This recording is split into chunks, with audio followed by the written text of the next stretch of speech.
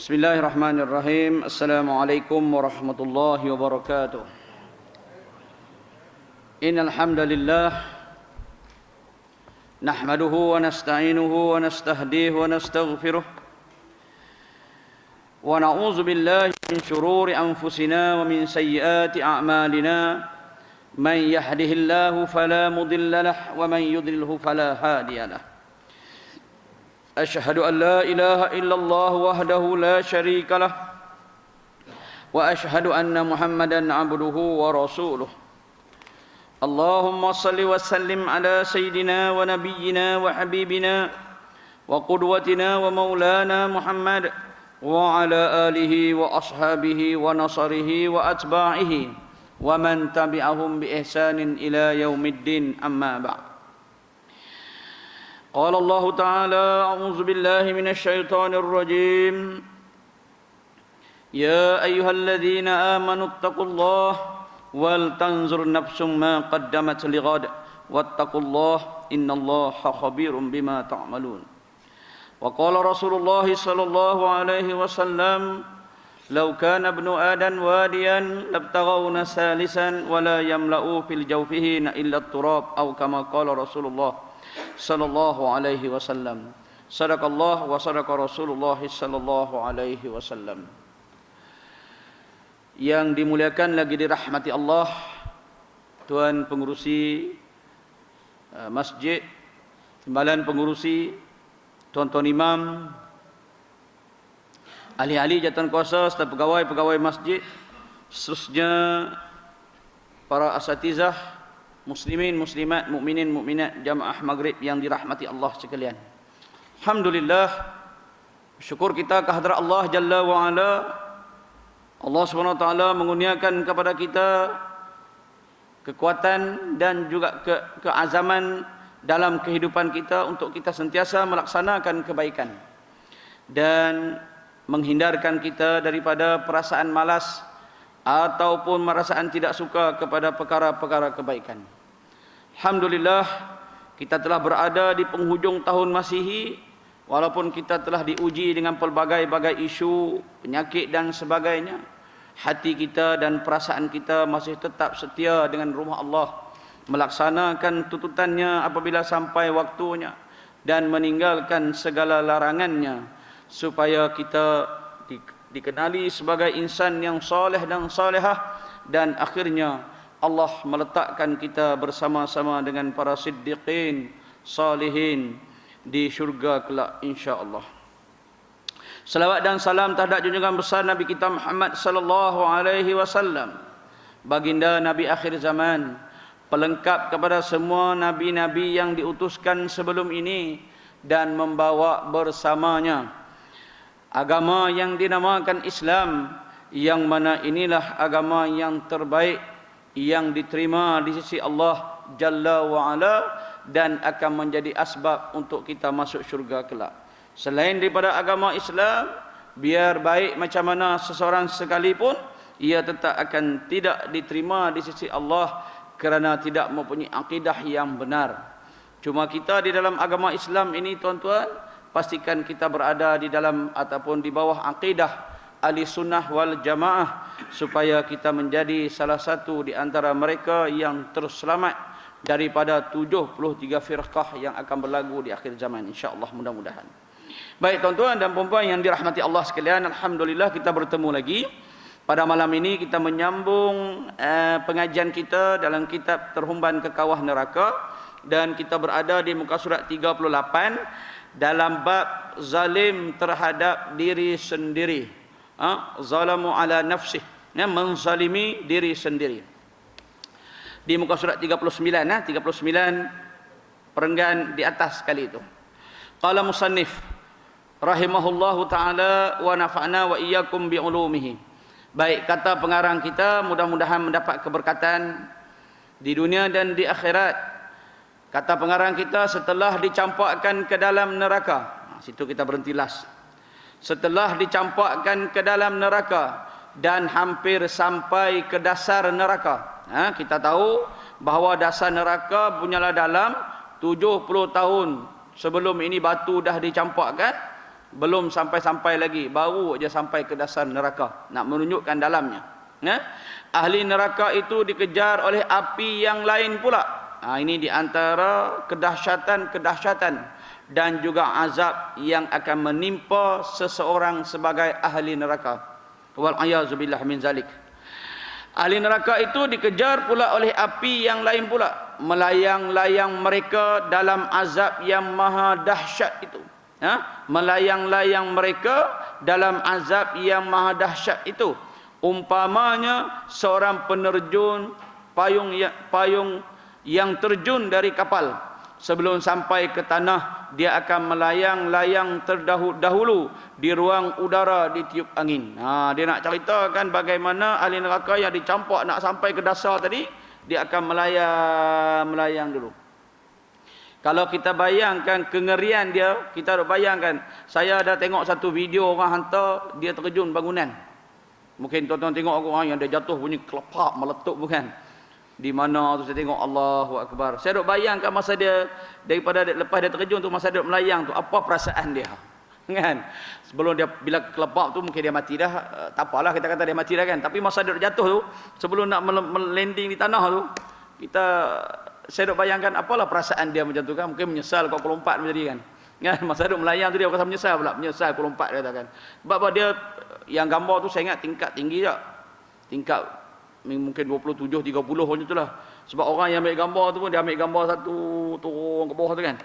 Saya duk bayangkan macam mana perasaan dia waktu dia duk kerebop macam tu. Kalau dia orang baik takkan dia mengucap, takkan dia terjun kan. Takkan dia bunuh diri. Waktu dia tengah duduk tu mungkin timbul pelbagai-bagai perasaan dia. Puas hati ke, menyesal ke, wallahu alam lah, kita tak tahu. Tapi bila dia landing je, meletup, pecah habis. Ada dalam gambar video dia hantar. Tengok tu, ya Allah Akbar, ngerinya. Begitulah kita bayangkan orang ahli neraka tadi, ketika sebelum mereka sampai ke dasar, duk layang kan. Disebut dalam kitab ini seperti mana seorang penerjun payung terjun yang terjun dari kapal terbang. Sebelum sampai ke tanah, dia akan melayang-layang dahulu di ruang udara ditiup angin. Sebelum sampai ke tanah kan, sebelum nak jejak ke tanah ataupun ke dasar neraka tadi, dia akan melayang-layang dulu. Bagi penghuni neraka, saat melayang-layang itulah mereka dikejar oleh api yang besar. Saat melayang-layang itu mereka dikejar oleh api yang besar, bahkan dirempuh oleh api itu lalu tercampak ke sana kemari. Kan kita bayangkan orang terjun, angin yang kuat rempuh dia. Saat melayang sana, saat melayang sini, saat terbang sana, terbang ke sini, sementara nak menunggu jatuh ke dasar itu. Dalam neraka, api rempuh dia. Orang yang dicampakkan tadi, ini bukan dia terjun, ini dicampakkan, dalam neraka ni dicampakkan, sementara nak jatuh tu, api akan merempuh dia. Bertempik lagi, mereka mahu cepat sampai ke dasar. Nak cepat sampai ke dasar, dengan harapan tidak dikejar lagi. Malangnya di dasar neraka mereka disambut oleh para malaikat yang sudah siap sedia dengan penukul besi. Walayazubillah, tuan-tuan, yang maha dahsyatnya kita di sana. Mungkin akal kita setakat ini hanya boleh memikirkan, tapi tak dapat nak merasai betapa dahsyatnya kerana zamannya belum sampai. Cuma kita hadirlah perasaan takut, minta pada Allah supaya kita janganlah tercampak dalam golongan yang dicampakkan oleh Allah ini. Janganlah kita menjadi sebahagian daripada mereka. Takat ini kita mungkin boleh bayangkan, Allah, tak dapat kita nak inilah, tak dapat kita nak bayangkan, sebenar-benarnya hanya boleh menggunakan imajinasi kita ajalah kan. Akal kita yang singkat ini, yang pendek ini, hanya boleh mengimajinasi ajalah apa yang dinyatakan oleh kitab kita berdasarkan keadaan api neraka. Tapi hakikat sebenar, wallahu alam, Allah lah yang maha mengetahui. Kalau kita nak tahu, kita cuba tanyalah orang dalam kubur kan. Belum neraka lagi, kubur je. Belum kita sampai ke dalam alam akhirat, alam barzah. Kita boleh tanya depa pun cukup lah, macam mana keadaan depa. Kalau dapat yang raudatan min riyadil jinan, tak apa, mungkin dia cerita kat kita seronok kan. Tapi kalau dapat hafaratan min hafaratin nira, lubang-lubang daripada lubang neraka, yang itu mungkin dia kata kat kita, tobatlah mampuannya dah masuk dah, dia kata. Mungkin dia kata macam itulah kat kita kan. Tapi wallahu alam, setakat ini belum ada orang yang balik ke rumah maklumkan kepada kita tentang hal ehwal barzah. Tak ada cerita lagi. Kalau ada cerita kat kita pun belum tentu kita insaf. Belum tentu tuan-tuan. Insaf pun mungkin sat kot 2-3 hari insaf lah. Kan? Lepas tu dia balik lah. Tak percaya tuan-tuan, pergi hospital tengok. Masa kita tengok orang sakit di hospital tu, rasa tak nak makan dah, balik nak diet. Kan? Rasa balik-balik tu rasa Allah, aku ni makan punya kuat, aku ni macam ni kan. Insaf. Sekali balik-balik rumah, kawan ajak pergi kena teh tarik, dia lupa. Tengok orang aksiden macam tu juga, kejap je. Rasa macam tak mau, kita kata orang apa, kenaling kan. Dia geruh, kenaling tu geruh tu. Tak mau dah. Tapi lepas 2-3 km kita pecut pula kan. Dia sebab apa? Akal kita tak sampai. Tapi hak dah masuk dah, hak kena dah, dia akan lebih mengalaminya daripada kita. Tuan-tuan baca orang yang pesakit COVID tu kan, yang dia sembuh tu, dia cerita kat kita kan. Baca dalam WhatsApp yang dia hantar tu. Baca tu, kita rasa, tak tahulah, saya rasa baca tu tak mari langsung feel takut tu kan. Dia tak mari feel takut tu. Biasa je kan. Tapi orang hak kena tu dia sudah mengalami. Tapi tak apalah, kalau sekat COVID ni di dunia ni kita boleh turn balik, boleh pusing balik. Di barzah minta maaf lah. Dia tak ada harapan untuk patah balik. Baik, dia kata disambut pula oleh para malaikat. Dahlah dicampak itu melayang-layang tuan-tuan. Lepas tu dirempuh pula oleh api. Kemudian di bawah tu, ingatlah kau nak sambut dengan pemaidani ke? Dengan senyuman ke? Rupanya disambut dengan malaikat yang sudah bersedia dengan penukul besi. Sebab itu neraka ini dia berasal daripada kata nar, api. Api dia tak ada istilah sejuk. Tidak ada istilah api sejuk. Api ini kerja dia membakar.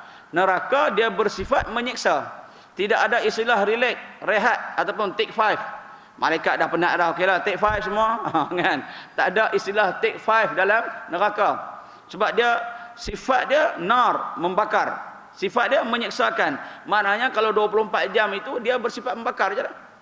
Api kalau dibakar 24 jam, dia tak ada kata saat ni sejuk lah, saat ni panas, saat ni suam. Tak, dia direct terus panas. So itulah sifat neraka.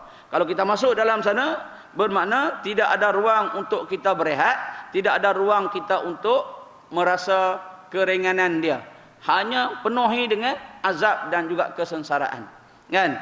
Macam kita masuk tempat-tempat yang kita masuk rumah hantu kan, di dunia ni kan. Pergi funfair masuk rumah hantu. Mana ada rumah hantu boleh relax? Sepanjang perjalanan daripada masuk tu kena usik saja. Tu mah hantu manusia lah kan. Tapi nak cerita kan, kalau orang takut tu kau boleh nak cepat-cepat sampai kat dua ujung kan. Cepatlah sikit, tak larat dah, tak apa, takut dah. Tu baru hantu manusia kan. Kalau di sisi sana lagi, wallahu a'lam lah bagaimana dahsyatnya. Baik, Allah berfirman, wa ammal ladzina fasaku fama'wahumun nar kullama aradu an yakhruju minha u'idu fiha wa qila lahum dzuqu 'adzaban naril ladzi kuntum bihi tukadzibun. Surah apa ni tuan-tuan? Surah As-Sajdah. Yang kita selalu baca setiap hari Jumaat. Wa ammal ladzina fasaku fama'wahumun nar kullama aradu an yakhruju minha u'idu fiha wa qila lahum dzuqu 'adzaban naril ladzi kuntum bihi tukadzibun. Sambung dia. وَلَنُذِيقَنَّهُمْ مِنَ الْعَذَابِ الْأَدْنَى دُونَ الْعَذَابِ الْأَكْبَرِ لَعَلَّهُمْ يَرْجِعُونَ. Sambungan dia ni dia nak cerita bahawa kita tengok dia punya sambungan walaupun tak ada pun, tapi kita boleh bayangkan yang Tok Imam duk baca setiap Jumaat. Apa dia? Dan sebaliknya orang yang fasik. Tengok orang yang fasik. Wa ammal ladzina fasaku. Fasik ini dia boleh jadi orang Islam, dia boleh jadi orang bukan Islam. Orang fasik ini dia lebih kurang macam orang yang asi. Orang yang Islam tapi dia banyak dosa. Bila banyak dosa, nasib dia lah. Kan? Nasib dia masuk ke dalam neraka. Maka dia kata, maka tempat kediamannya ialah neraka. Fama'wahumun nar. Kullama aradu, tiap-tiap kali mereka nak keluar dari neraka, masuk neraka, rasa tak selesa nak keluar, an yakhruju minha u'idu fiha, mereka akan dikembalikan kepadanya. Maknanya depa nak lari keluar, kepung dek malaikat, masuk balik. Kan? Tak tahan, tak selesa, duk kena azab saja, cuba-cubalah menyelinap nak keluar, maka mereka dikembalikan, bermaksud malaikat akan mengepung mereka ini dan hantar balik ke dalam neraka, kan? Serta dikatakan kepada mereka, waqila lahum, dikatakan kepada mereka, zuq, rasakan olehmu, zuku azaban nar, kan? Rasalah azab neraka yang kamu sentiasa mendustakannya di dunia dahulu, allazi kuntum bihi tukadzibun, yang kamu dustakan. Sebab apa Allah kata di dunia tu banyak orang duk cerita dah, ustaz-ustaz, mari penceramah, mari Al-Quran, mari para nabi, mari hadis-hadis nabi, banyak. Macam hari inilah tuan-tuan. Tuan-tuan tiap-tiap malam mengaji. Daripada esok subuh ngaji, macam kami di Expo kan. So lepas subuh ada orang baca, Ustaz Osman akan baca selangkah ke alam barzah. Lepas asar ada taklim daripada kitab Muntakab Hadis. Malam kuliah maghrib. Hari Rabu ada kuliah Zuhur pula daripada Ustaz Syah Zahrulai. Hari Sabtu ada kuliah Zuhur. Tu dia tuan-tuan. 48 lebih saya kira duk mengaji di Expo saja. Maknanya hari-hari kita dapat maklumat tentang neraka, tentang syurga, tentang pahala. Balik rumah tak puas hati tengok YouTube pula. Kan? Tak puas hati buka TV pula tengok tazkirah malam Jumaat. Tapi perasaan kita, mungkin kita tidaklah, saya tak sebutkan, saya masukkan sini bukan maksud tuan-tuan lah. Tapi ada orang yang dia kata apa? Mendustakan tentang hari akhirat. Mendustakan tentang kiamat dan juga neraka. Biasanya ayat-ayat macam ni dia tujukan kepada 3 spesies manusia. Yang pertama kafir, yang kedua musyrik, yang ketiga zalim. Ini kata Syekh Asy-Sya'rawi Mutawali, Mutawali Sya'rawi. Dia kata 3 golongan ini biasanya yang mendustakan hari akhirat. Orang kafir, satu orang kafir, orang kedua orang yang musyrik, kemudian yang ketiga orang Islam yang fasik. Dia rasa macam saya kata tadi lah, dia punya feel neraka tu tak kuat. Dia tahu, dia tahu neraka ada apa semua kan, tapi dia tak rasa benda itu akan menyebabkan terjatuhnya air mata, ketakutan. Dia tak rasa. Kan? Sebab tu kita tuan-tuan yang Allah kata Nabi, antara 7 golongan yang akan dapat naungan di hari akhirat ialah mereka yang duduk seorang-seorang, nasya'u ibadallah kan, duduk seorang-seorang kemudian dia teringat kepada Allah sehingga yabda'ainah, sehingga jatuh air mata dia. Dia rasa takut dengan neraka Allah, dia rasa syukur dengan nikmat Allah, dia rasa kerdil di hadapan Allah sehingga menitik air mata dia, tapi seorang-seorang lah, bukan orang ramai. Hak ni di antara orang yang dapat naungan. Tapi nak cari hak ni yang payah. Biasanya duduk seorang lena kita. Kan? Duduk seorang buat apa lagi lena. Tapi nak cari duduk seorang, bangun tengah malam, menangis dengan keadaan dia takut kepada Allah sehingga jatuh air mata dia. Masya Allah. Orang tu hebatlah. Kan? Tapi majoriti mereka ialah orang-orang yang mendustakan agama, iaitu mendustakan hari akhirat. Sebab tu ayat itu disambung, walanuziqannahum minal azabil adna dunal azabil akbari la'allahum yarji'un. Lalu kami rasakan engkau azab yang kecil di atas dunia. Azabal adna, bab yang kecil, sebelum azab yang akbar. Wala nuziqannahum azabal adna dunal azabil akbari la'allahum yarji'un. Orang yang mendustakan agama tadi, yang mendustakan di akhirat tadi, kata Allah, kadang-kadang di dunia ini kami rasakan mereka azab sikit. Bagilah sakit sikit. Hak orang macam ni kadang-kadang bila dia lupakan Allah, dia tak mari ke masjid, dia tak mari majlis ilmu, dia lara sikit, Allah timpakan wala nuziqannahum azabal adna. Allah bagi azab sikit je di atas dunia ini. Kita sakit, kita pening kepala, kita hilang harta benda sebelum wala sebelum azabil akbar, sebelum azab yang besar iaitu hari akhirat. Apa tujuan dia? La'allahum yarji'un, mudah-mudahan dia kembali. Dia rasa sedar. Kalau orang macam ni bagus. Lepas dia rasa dia jauh pada Allah, aku ni dah seminggu dah tak mai ke masjid ni. Rasa lain macam duk sibuk dengan dunia ni. Lalu hati dia akan kembali balik kepada Allah sebelum Allah tarik nikmat mai ke masjid kat dia. Hari ni tuan-tuan kita tengok ada orang yang Allah tarik nikmat ke masjid. Saya kadang-kadang, yalah kita duk mai masjid kan. Saya rasa macam satu perasaan timbul tu. Sebab saya rasa macam dia tak rasa apa-apa ke bila waktu maghrib kita duk kalut nak pergi masjid, dia relax duk kat luar. Kan? Dia hak tengah duk basuh motor, basuh kereta. Hak dia tengah duk jogging. Dia satu, tak tahulah, saya bukan nak katakan dia, cuma saya rasa perasaan kita lain berbanding dengan dia.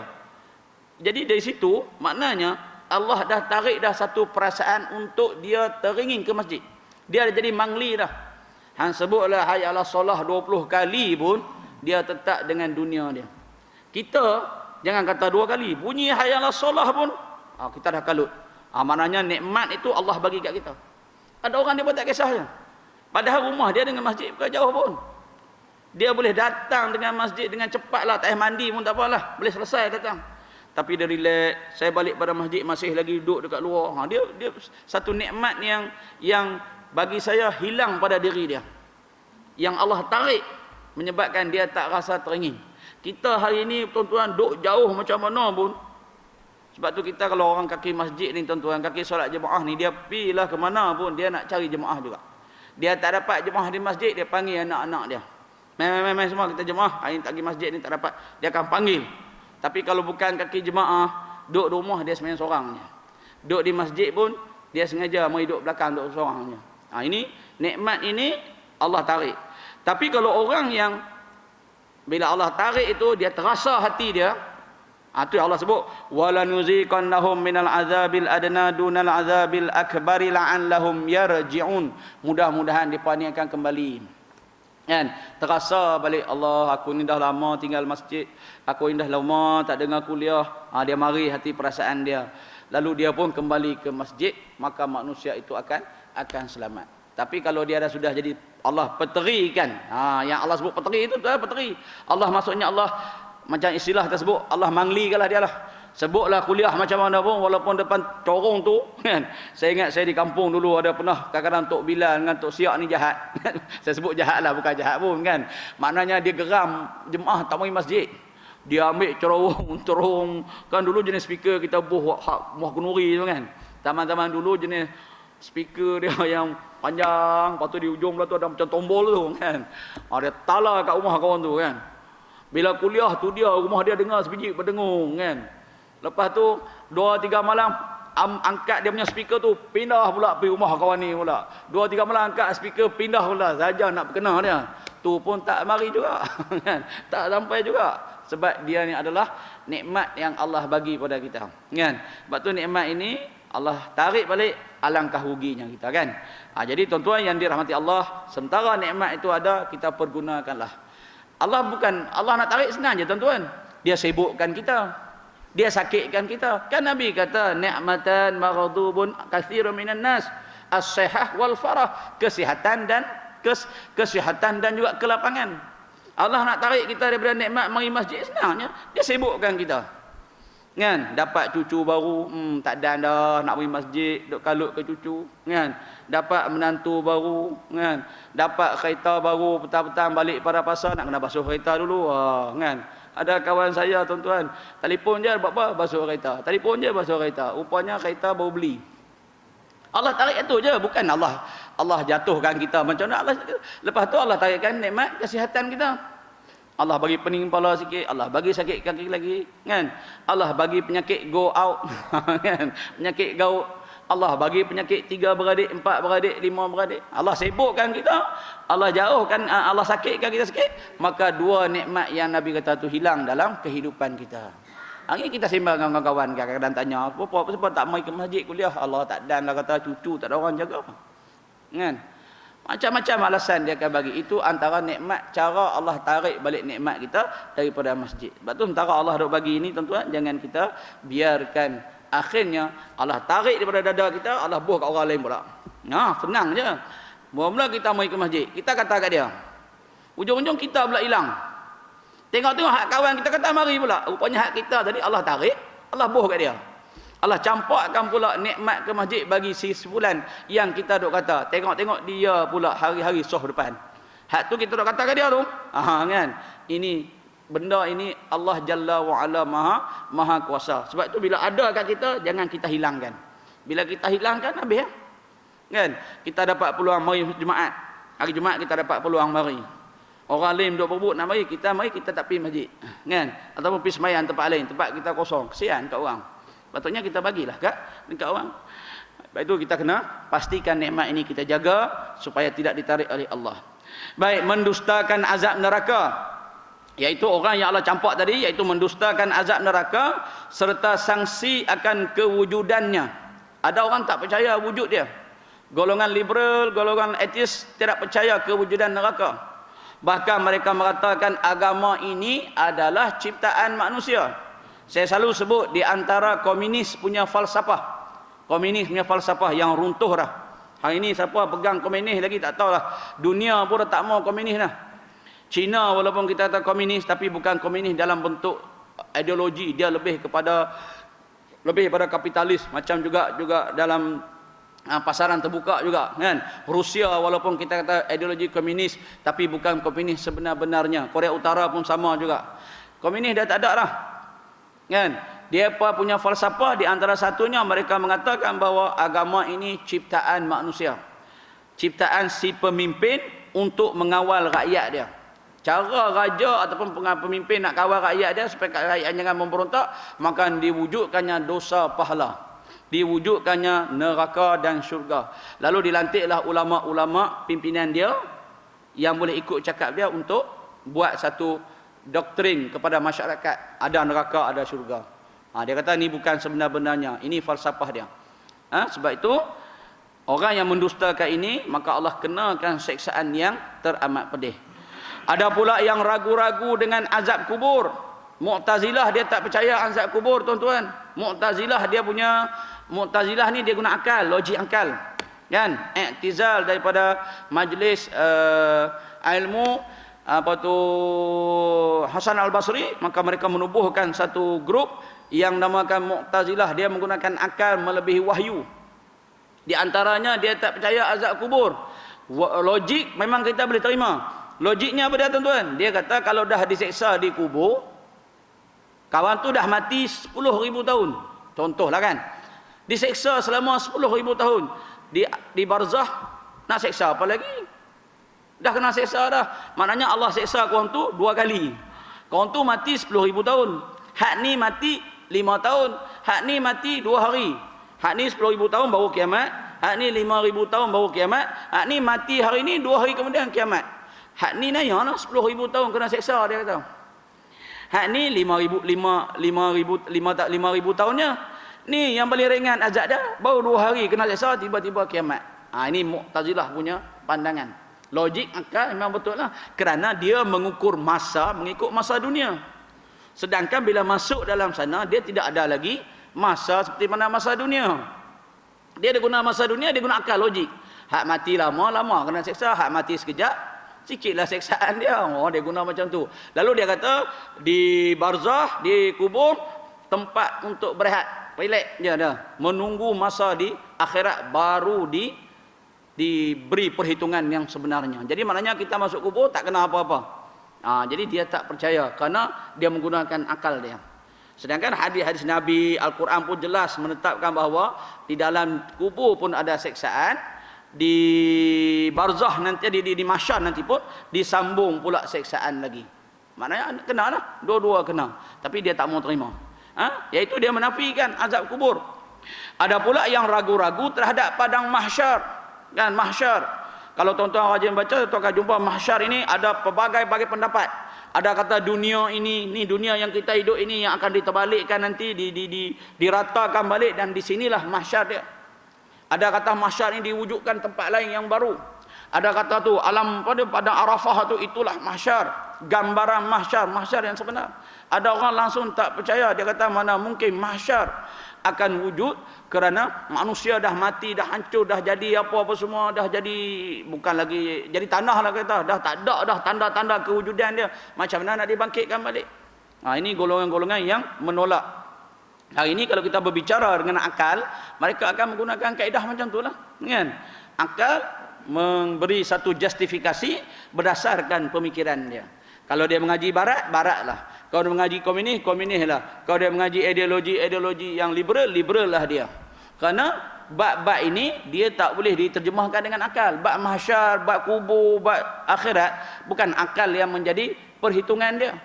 Bab ini yang menjadi perhitungan kita ialah apa yang diceritakan di dalam Al-Quran dan juga oleh hadis. Itu perhitungan. Walaupun Al-Quran dicerita, hadis cerita, tak logik, tak akal tak boleh terima, tapi kita kena beriman.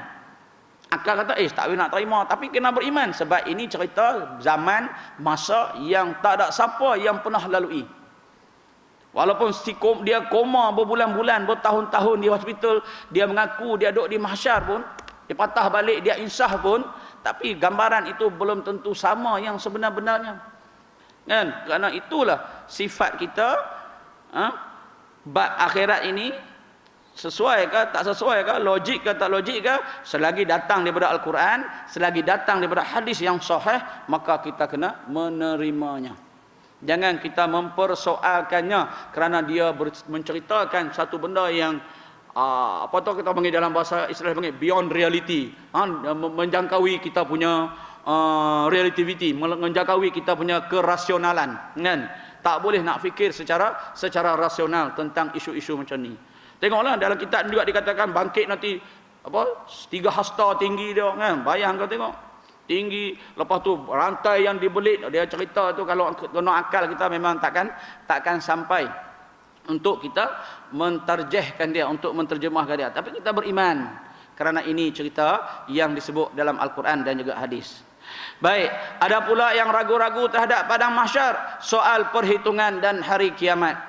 Kesan daripada keraguan tersebut, maka dinafikan kewajipan solat, zakat dan ibadat yang lain. Tuan-tuan yang dirahmati Allah, bila dia tak percaya kepada hari kiamat, akhirat, secara tak langsung dia kata solat buat apa? Secara tak langsung dia akan menafikan zakat dan juga ibadat-ibadat yang lain. Lalu dia katalah, ini berlaku dalam realiti kita. Dia kata tak perlu solat, yang penting baik. Nampak tuan-tuan, ada makhluk yang bercakap tentang hati itu memainkan peranan. Dia kata yang penting baik, agama apa pun tak apa. Baik itu takkan Allah nak mencampakkan orang baik ke dalam neraka, kata dia. Dia mula dah timbul satu perasaan, maka dia menyamaratakan agama, dia kata. Sifat liberal iaitu menyamaratakan agama. Yang penting hang baik. Tak kiralah hang agama apapun, tak kiralah hang sembah apapun, maka baik itu menjadi penentu. Kita dak, Al-Quran kata penentu baik itu adalah akidah. Penentu baik itu ialah apabila kita mengakui rububiyah, uluhiyah, asma wa sifah lillahi ta'ala, kan? Baru dikatakan baik.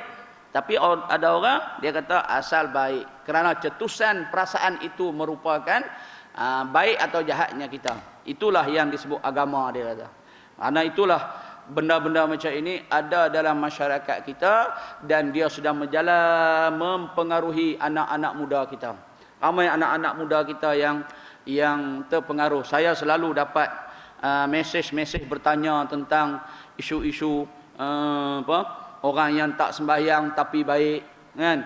Orang sembahyang tapi jahat, mana kita nak ambil sebagai pemimpin? Selalu ditanya-tanya isu itu. Dia tak sembahyang, dia bukan Islam tapi baik.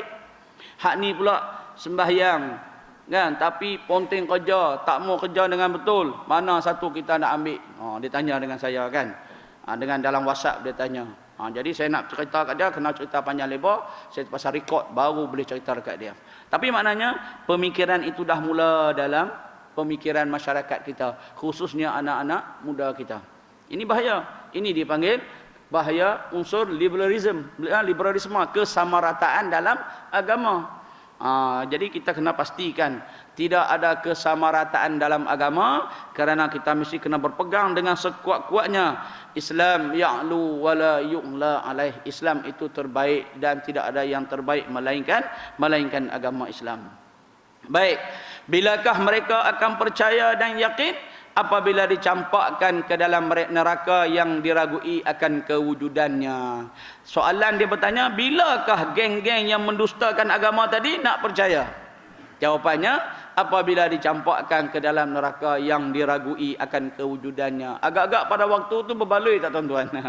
Masa itulah barulah geng-geng yang mendustakan agama tadi, solat, zakat, ibadat tadi itu akan yakin dengan kewujudannya. Yang pertama dalam kitab kita ni kata ketika dicampakkan baru sedar, oh rupanya yang kuduk nafikan dulu wujud. Yang kedua kata Allah dalam surah At-Takasur kan, la tarawunnal jahim kan, summa la tarawunnaha yauma idzin anin naim kan, summa la tarawunnaha ainal yaqin kan, summa la tusaluna yauma idzin anin naim. Pada waktu itu baru nampak apa yang dia nafikan tu. Agak-agak berbaloi tak? Dah tentu tak berbaloi. Kerana masa tu insaf kita dah terlambat. Baru sedar dalam keadaan dah masuk neraka dah terlambat. Buat apa nak insaf? Kita nak insaf waktu ni, kan? Waktu sehat, waktu tengah kuat, waktu tengah duk harta tengah duk banyak, waktu inilah yang kita nak. Waktu inilah waktu yang kita nak yang terbaik untuk kita insaf. Ini insaf duk atas tempat tidur, duk terlentang dia. Aku bertaubatlah ustaz, kan? Bertaubat pun tak guna. Kan kita tahu bahawa dua waktu dalam keadaan pintu taubat dah ditutup. Yang pertama ketika ghara, ketika nyawa di hujung halqum. Yang kedua ketika matahari terbit daripada sebelah barat, kan? Nyawa matahari terbit sebelah barat, saya sebut di kuliah di Muslimat baru-baru ni, duha. Ketika terbit sebelah barat mungkin lambat lagi lah kita rasa. Mungkin kita tak sempat lah kot nak tengok tu. Sebab waktu itulah Imam Mahdi apa semua dah turun, Dajjal apa semua dah turun dah tu, matahari barat tu. Tapi yang kita risau, yang duk mari tiap-tiap hari tak kira siapa ni, iaitu ketika nyawa di halqum. Hak tu dia tak kira siapa, kecil besar, tua muda, raja ke, rakyat biasa ke, apa pun dia akan mari tiap-tiap hari. Sebab tu bila kita sembang bab kiamat, tuan-tuan, jangan kita duk anggap kiamat lambat lagi ustaz. Kita jangan fikir hak tu. Kalau fikir hak tu, kita akan rasa selamat saja. Kita akan menangguhkan kita punya amal baik kita. Kita kena fikir kiamat berlaku tiap-tiap malam bila kita tidur. Bila kita tidur, kita teringat, aku ni nak bangkit ke tak bangkit pagi esok ni. Bila asal kita nak lelap mata je, kita mula nak membayangkan ketakutan, takut kita tak bangun. Hak tu tak apa. Hak tu dia merasa bahawa kiamat akan datang berada di sisinya setiap kali dia tidur. Iaitu kematian dia, kiamat lah tu. Tapi kalau duk fikir hak kiamat sebenarnya tu, hak tu yang sebelum nak tidur duk dalam kepala duk merancang macam-macam tu. Sok bangun pagi jogging, lepas jogging naik basikal, kena nasi lemak, lepas nasi lemak balik mandi-mandi, kebun sikit. Dia duk bayang hak tu lah, sebab dia kata apa, kiamat tu. Hak kiamat sebenarnya. Tapi kalau dia fikir kiamat waktu dia nak tidur tu takut tak bangkit, ataupun bangkit dalam kubur, dia tak, kepala dia tak letak dah. Pasal nak jogging ke, pasal nak bangun esok nak basuh kereta ke, nak pergi tak fikir dah. Nak cari semilang ke tak fikir dah. Dia fikir dalam kepala dia, astaghfirullahalazim, asyhadu an la ilaha illallah wa asyhadu anna rasulullah. Allahumma shalli ala sayyidina Muhammad. Dia fikir hak tu ya. Dia supaya mulut dia man akhiru kalami bila ilaha illallah dakhalal jannah. Hak tu dia akan fikir. Dia kalau fikir hak tu je. Tak percaya tuan-tuan, cuba sebelum nak tidur hadirkan perasaan tu. Kan? Saya takut tak tidur pula. Allah, takut nak pejam mata. Takut tak bangkit pula kan? Kita hadirkan hak tu tuan-tuan. Setiap kali nak tidur hadir hak tu dalam hati. Kita takkan perasan tak ada masa kita nak marah kat orang. Kita nak marah kat bini duduk sebelah, tak mau duduk kat kita pun, kita tak terasa lah. Masa tu duduk fikir, takut aku tak bangun esok ni, macam mana ni, kan? Hati dia mengisi satu perasaan, tuan-tuan. Dia rasa sedih, sayu. Dia teringat balik dosa-dosa kita. Tak macam tuan-tuan buat. Kan? Dia teringat balik perbuatan-perbuatan kita yang terdahulu. Dia teringat balik kawan-kawan kita yang masih belum selesai masalah dengan kita. Hama ada mereka hutang kita ataupun kita hutang dia. Kita teringat tu. Bila kita hadirkan masa sebelum kita tidur, perasaan tentang ketakutan kita takut tak bangkit. Saya tiap-tiap pagi bila bangun tidur, jaga je bangun je, sebut alhamdulillah dah. Dia mari perasaan, duduk lagi pagi ni, dia kata, kan? Baru bergerak masuk bilik air. Masa bangun-bangun tu rasa macam tak percaya boleh bangun tu, kan? Kita bimbang hak tu. Hak tu insya-Allah. Hak tu kalau kita ingat, kita akan sentiasa jadi baik kerana akhirat ataupun kiamat sentiasa berada di sebelah kita.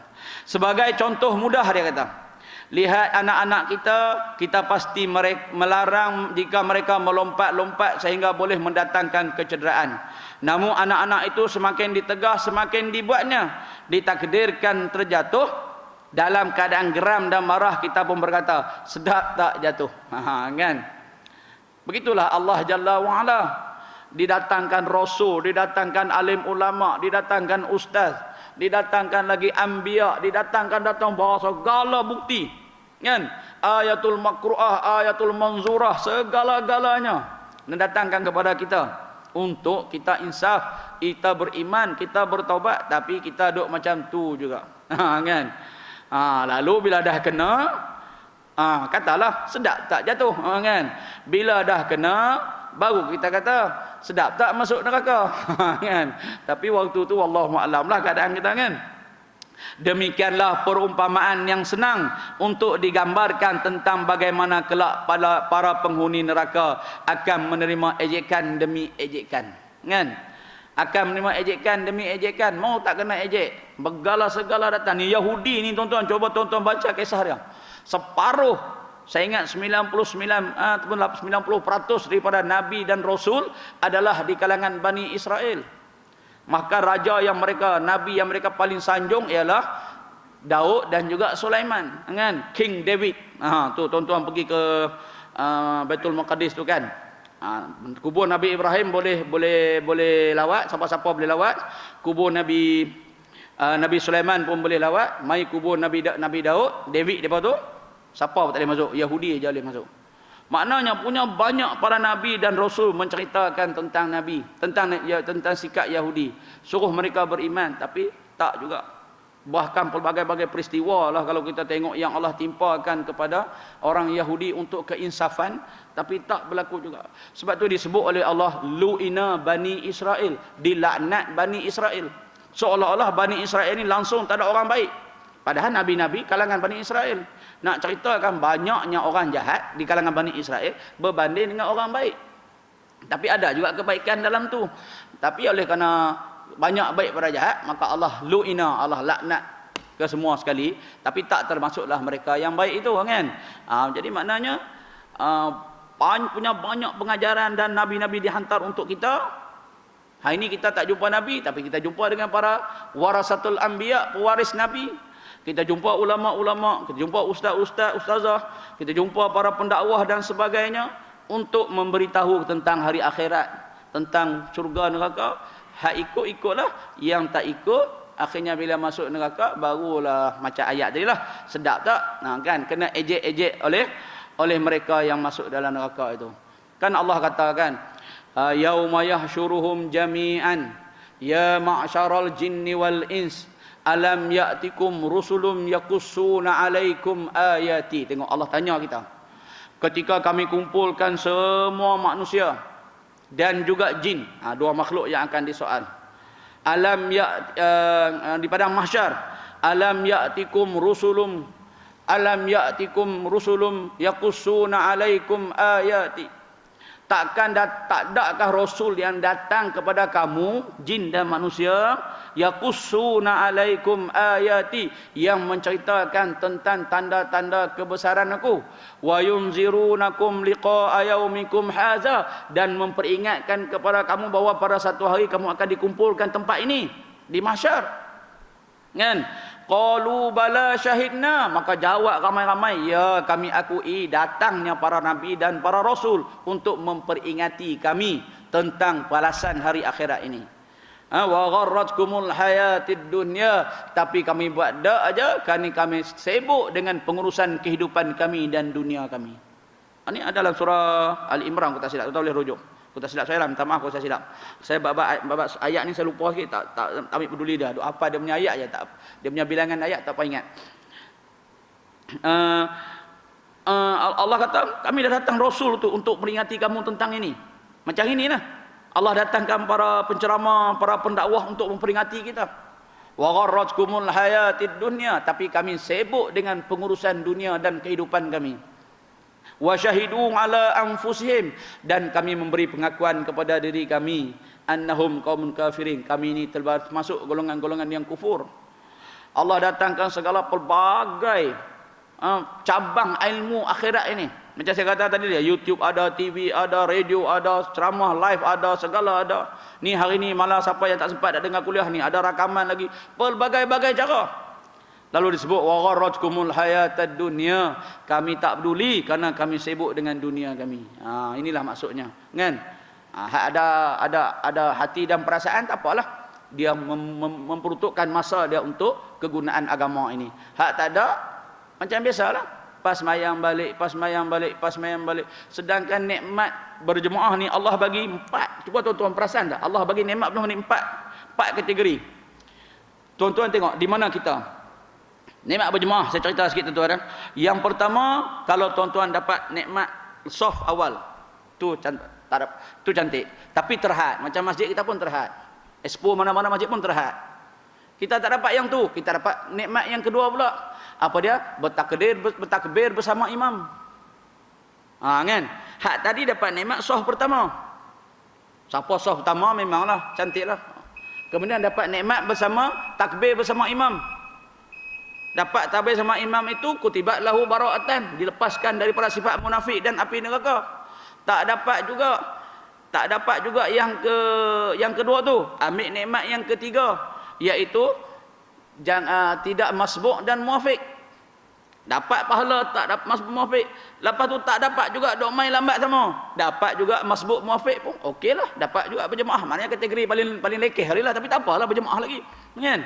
Lepas tu masbuk muafiq pun dapat. Ambillah yang keempat, aku mari juga berjemaah walaupun imam duk tahiyat akhir dah.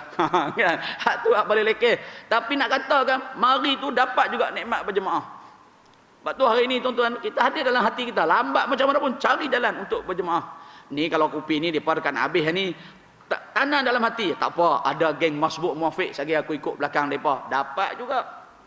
Terbaik sah depan, tak nombor 2 takbir bersama imam, nombor 3 tak masbuk muafiq, nombor 4 masbuk muafiq, nombor 5 mari pilah berjemaah walaupun di hujung-hujung. Kan? Ada perasaan macam tu tuan-tuan, kita takkan tinggalkan berjemaah walaupun dalam keadaan macam mana sekalipun. Kerana nikmat berjemaah ni hebat.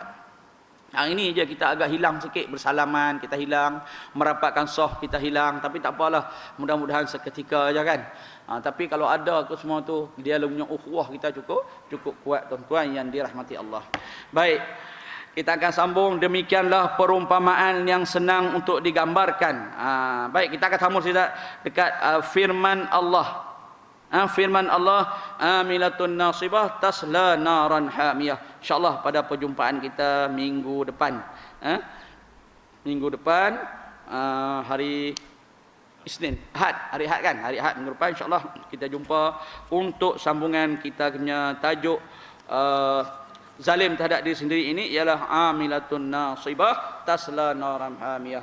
Baik tuan-tuan dan yang dirahmati Allah, mudah-mudahan Allah SWT memberi keberkatan kepada kita. Allah jadikan ilmu ini dapat memberi manfaat kepada kita, dan Allah dapatkan kita sentiasa berada di atas jalan sunnah wal jamaah dan tidak dipengaruhi oleh mana-mana akidah yang boleh merosakkan. InsyaAllah mudah-mudahan Allah berkati perhimpunan kita dan Allah pisahkan kita dengan keadaan diampunkan kepada kita semua dosa-dosa kita insyaAllah. Terima kasih atas perhatian dan minta maaf sebaras kekurangan dan kesilapan. A'udzubillahi minasyaitonirrajim. Bismillahirrahmanirrahim. Alhamdulillahirabbil alamin wassalatu wassalamu ala asyrafil anbiya'i wal mursalin wa ala alihi wa sahbihi ajma'in.